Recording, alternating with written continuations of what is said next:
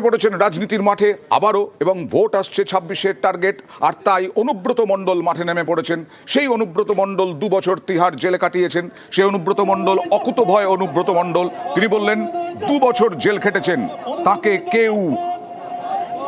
তিনি কাউকে ভয় পান না।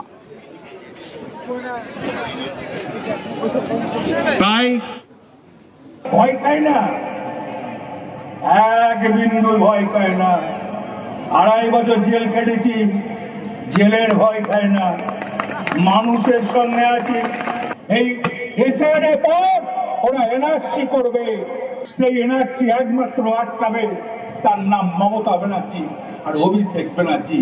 ওই জন্য মমতা ব্যানার্জিকে মুখ্যমন্ত্রী আমাদের প্রচন্ড দরকার। 28শে জানুয়ারি সিঙ্গুর যাচ্ছেন মুখ্যমন্ত্রী তৃণমূল নেত্রী মমতা বন্দ্যোপাধ্যায়। প্রশাসনিক সভা করতে পারেন, রাজনৈতিক সভাও করতে পারেন, আর সিঙ্গুর টার্গেটে 26-এ সরগরম।